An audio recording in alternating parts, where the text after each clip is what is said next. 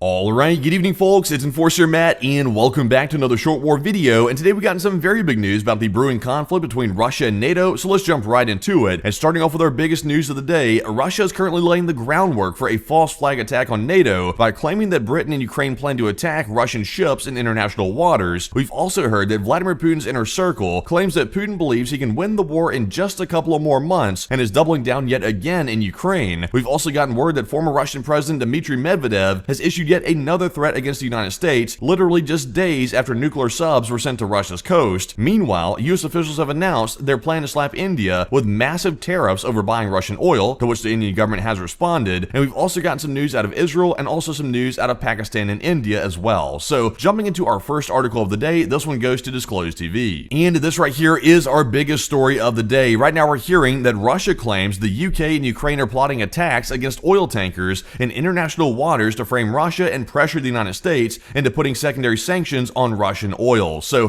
this is a very disturbing announcement right here, and like I mentioned, it sounds like they're laying the groundwork for a false flag attack against NATO countries, and specifically against Britain over this announcement right here. So taking a look at this is a statement from the SVR Press Bureau of Russia. They claim that London intends to instruct the Ukrainian security forces to attack, and the international investigation will lay responsibility for the disaster either on Russia or, in the worst case, in Ukraine, by analogy with the undermining of the Nord Stream oil pipeline. The Russians also claim that the UK intends to select this attack in order to use the media effect of it to pressure the administration of the United States, and the goal is to force Washington to take the most severe secondary sanctions against buyers of Russian energy resources. Now, you might notice a little bit of a theme here in this announcement. It appears to be that the secondary sanctions is what inspired this entire plan right here, this potential false flag attempt that they're making right here. Apparently, what's got the Russians so worried are the secondary sanctions on Russian oil, and they're trying to make it sound like maybe the US is trying to force their allies' hands into actually sanctioning the oil that Russia is trying to sell. So that, of course, is something that Russia is very concerned about, and for whatever reason, the Russians are trying to drag Britain into the situation as well, and maybe it's because the US just deployed tactical nuclear weapons inside of the UK. That could be part of the reason, but whatever the case is though, there's literally no evidence that Britain or Ukraine or anybody is trying to attack these ships in international waters, meaning the Russian Shadow Fleet. There's no evidence of that whatsoever, and once again, this does appear to be the initial phase of a false flag attack by the Russian Federation, so we're going to be keeping an eye on that. But jumping into our next post here, this one goes to Visegrad24. And guess who else reared their head up once again? It's Dmitry Medvedev once again. I thought he actually went away for a while, but it turns out he is back very quickly after he literally just caused American nuclear submarines to get deployed to Russia's coast. He is back yet again with a new missile threat against the United States, and it's a really dumb one. Let's take a look at this. Medvedev says in his post, the Russian Foreign Ministry's statement on the withdrawal of the moratorium on the deployment of medium and short-range missiles is the result of NATO countries' anti-Russia policy, and this is a new reality all of our opponents will have to reckon with and expect further steps. That was not a smart statement for Medvedev to make, and this either indicates that Putin has no control of this guy,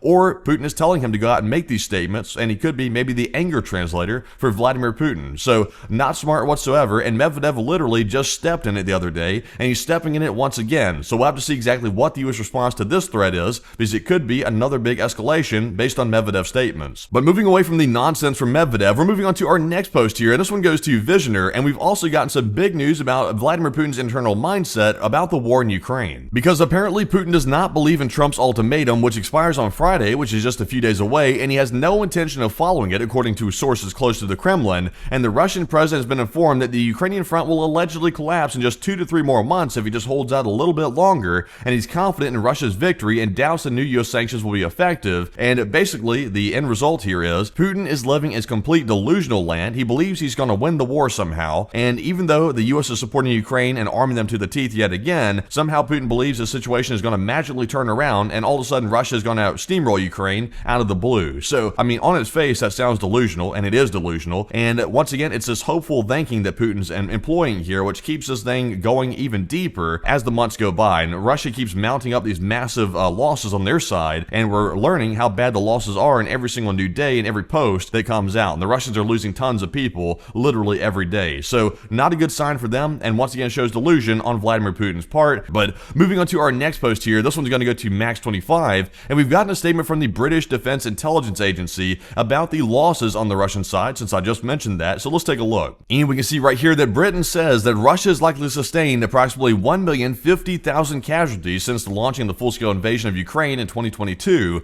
and 260,000 casualties in the conflict so far in 2025, and the average daily Russian casualties during July of this year, which was just last month, was approximately 1,072 according to the Ukrainian General Staff. So clearly, Russia is taking a lot of casualties, as we can see right there in that post, which is quite staggering to see. But moving on to our next one here, this one goes to Nexta. We've also gotten some news that apparently India might have been implicated in some weapons manufacturing for the Russian Federation, because we're learning right here in this post that Indian-made components have been found in Russian Iranian Shahed 136 drones, according to one of their newspapers, and Ukraine has sent diplomatic notes to India's Ministry of External Affairs and raised the issue in July during a visit to New Delhi by the EU Special Envoy for Sanctions. Also, the Ukrainian President's Office head Andrei Yermak confirmed the information, stating that Indian companies are indeed found in Russian-attacked drones, and added that these drones are being used on the front lines and against civilian targets. So we're seeing a little bit of a disturbing trend here, that not only are Chinese components showing up in these Russian-made weapons, but we're also seeing now, allegedly, according to Ukraine, that Indian-made components are also showing up there on the front lines as well, and that's not a good sign. Of course, we don't know if the Indians are intentionally letting those components be made by the Russian Federation, or if they're letting them procure them somehow, which of course is not good whatsoever. So we are seeing that in this post right here. But moving on to our next one, this one goes to Null Reports. We've also seen that the EU is preparing to impose sanctions on China over its support for Russia's war against Ukraine, according to Politico, and it looks like maybe there's going to be some big sanctions that the EU is putting on China. Right now, we really don't know, because the EU, of course, has a little bit of a finicky relationship with China, and it could be something they're going to do, or maybe not. We'll have to watch this one to see what happens with it, but China is clearly complicit in the war in Ukraine. That's pretty clear at this point,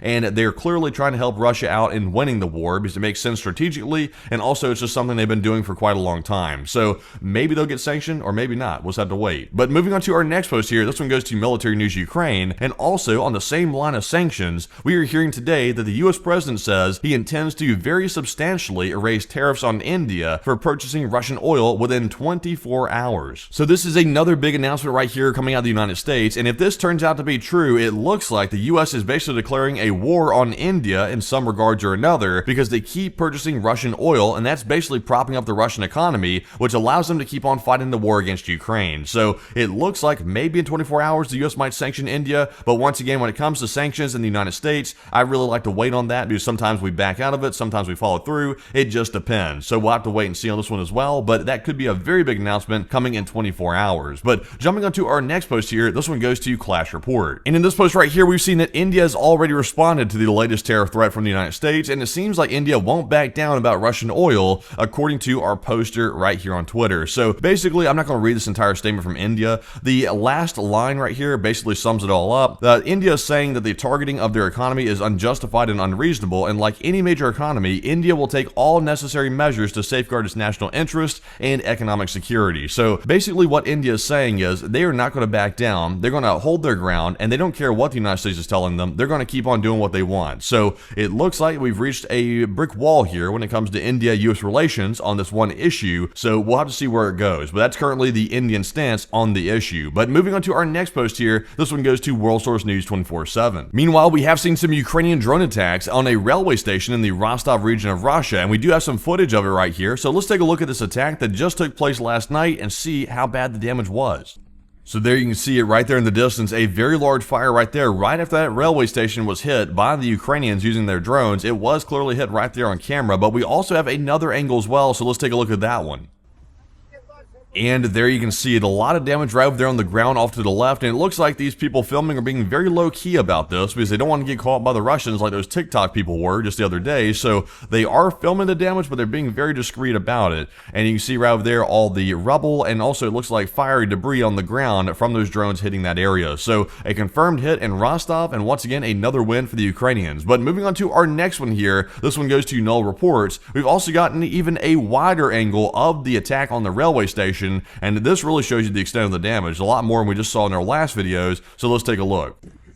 Alright, so clearly a massive attack, and much larger than the previous videos even suggested. This is huge right here. It looks like they've caught something flammable on fire, and it looks like a hellscape out here. So clearly a hell of a lot more damage than we thought in the last videos, and this is a doozy right here. So clearly a massive hit by the Ukrainians, and much larger than previously thought. But moving on to our next one here, this one goes to Max 25, and we've gotten something here which is kind of like Russian brain rot coming out of their military, but let's take a look. We can see that the Russians have made a cart for traveling in gas pipes and have already prepared Solev for launch. And after the last operation called Pipe, many occupiers received severe lung damage, and some of them already died, but the Russians turned the pipe into a cult. They erected a monument to it, and they're preparing for new similar operations. So I'm not making this up, by the way. Apparently the Russians are actually planning to go back into pipe, as they call it, and this is quite a doozy. So look at this. This is the contraption to go back into pipe, as they call it. And this is like some type of metal contraption here they've welded together. It looks like they got some shopping cart wheels in the front, maybe some Temu wheels on the side, and they've got a controller in his hand right here. And it looks like maybe they got to put some minecart device or something in the pipe so that way they can get down through it. So despite the hazards that this poses to your lungs, they are building better ways to go through pipe, and there they are right there. So I don't even know why they're calling it Operation Pipe. That's a bit silly. They ought to call it Operation Stupidity. But moving on to our next one here, this one goes to Fitex News. We are going to move on here from our Ukraine-Russian news and onto our Israel news for just a second, because we've gotten some big news out of Israel and a huge decision that's been made by Benjamin Netanyahu regarding the Gaza Strip. Because we have heard that a decision has been made by Prime Minister Netanyahu for a full occupation of the Gaza Strip, according to several different sources. So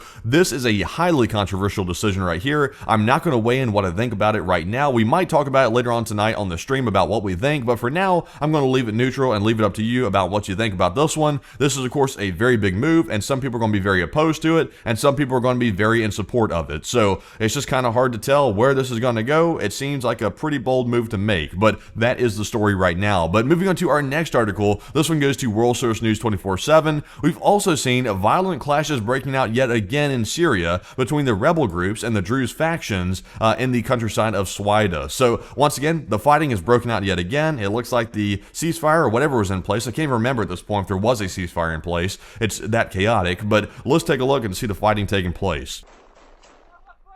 And as you can see right here, it's the atypical thing that's usually happening in this war and conflict between the Druze people and the rebel forces. It is a bunch of shouting, a bunch of yelling, and a lot of gunfire, and it's indiscriminate. There's really no point to the gunfire. It's just firing around into the dark, and they're really not sure where they're shooting at. So this is status quo for this region at this point. Of course, it is unfortunate, but it's pretty much status quo right now. It looks like the Druze people are going to keep fighting with the rebels, and the rebels are going to keep attacking the Druze, and it looks to be a prolonged conflict that's probably going to drag on for some time until either the Syrian government is going to jump back into the situation or something of that nature. But we are seeing that right now out of Syria, and that pretty much wraps up that entire issue for at least for the moment. Moving on to our next article here, this one goes to AZ Intel, and we've also gotten some news out of the India-Pakistan conflict, because this morning we've gotten a crazy report that apparently Pakistan has violated the ceasefire along the line of contact in Jammu and Kashmir and indulges in unprovoked firing in the Poonch sector. Now this came from one source, at least that we saw here in this post, so take that one with a grain of salt, but we heard the initial reports that apparently the ceasefire had been violated, and once again, it sounds like Pakistan was the one to allegedly violate it, according to India. So that was the claim. But in our next post here, we do get some conflicting information from Conflict Radar. And apparently, according to the Indian Army, it's clarified that there's been no ceasefire violation along the line of control. So right now, we're hearing people say that there was a violation. We're hearing